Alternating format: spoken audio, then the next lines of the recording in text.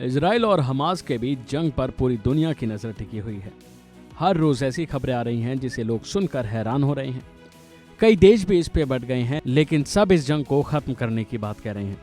तो वहीं हमास और इजराइल लगातार एक दूसरे पर हमले कर रहा है और कई देश फिलिस्तीन के साथ जो हो रहा है उसकी निंदा कर रहे हैं। अब भारत के भी मुस्लिम नेताओं ने इस पर बड़ा बयान दिया है।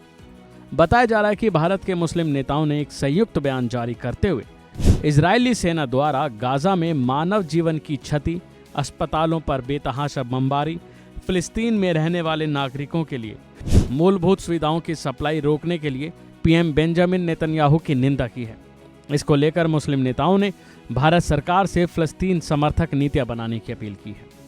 जानकारी के मुताबिक भारतीय मुस्लिम नेताओं की ओर से संयुक्त बयान जारी किया है। इस बयान में कहा है कि हमें याद रखना चाहिए, यहूदी यानी कि इजराइल सरकार सालों से फिलिस्तीनियों को उनके घरों और जमीन से लगातार बेदखल कर रही है, कब्जे कर रही है। फिलिस्तीन के मूल निवासियों पर अत्याचार हो रहा है।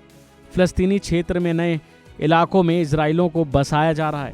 पाक अल-अक्सा मस्जिद की लगातार मर्यादाओं को तोड़ा जा रहा है, उसकी छवि को धूमिल किया जा रहा है।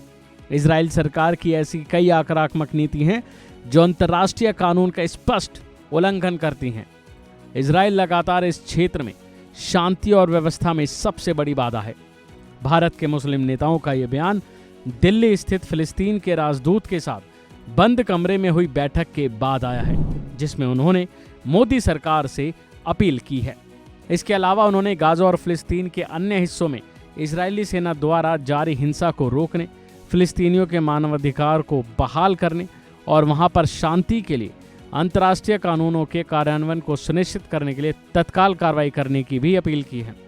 जाहिर है कि मुस्लिम संगठनों में All India Muslim Personal Law Board, Jamiat Ulama-e Hind, Jamaat Islami, Imarat Shariah, All India Ulama-e Mashaikh Board, Milli Council के अध्यक्ष और वरिष्ठ प्रतिनिधि शामिल हैं। और इसके साथ ही जमीयत अहले हदीस और दिल्ली की फतेहपुरी मस्जिद और शियाओं की जामा मस्जिद के इमाम और मजलिस से मुशावरत के पूर्व अध्यक्ष ने मिलकर यह बयान दिया है। जाहिर है कि इजराइल और हमास की जंग शुरू हुए गुरुवार को 13 दिन हो गए हैं। इस जंग में दोनों ओर से हजारों की संख्या में लोग मारे जा रहे हैं। गाजा के एक अस्पताल पर बीते दिनों में हवाई हमले किए गए थे, जिसमें 500 लोग मारे गए थे। हमास ने इजरायली सेना पर हवाई हमले का आरोप लगाया, तो दूसरी ओर इजरायली सेना ने इसे हमले के पीछे फिलिस्तीनी इस्लामिक जिहाद का हाथ होना दावा किया है। अभी के लिए फिलहाल इतना ही। खबरों में बने रहने के लिए देखते रहिए वन इंडिया हिंदी।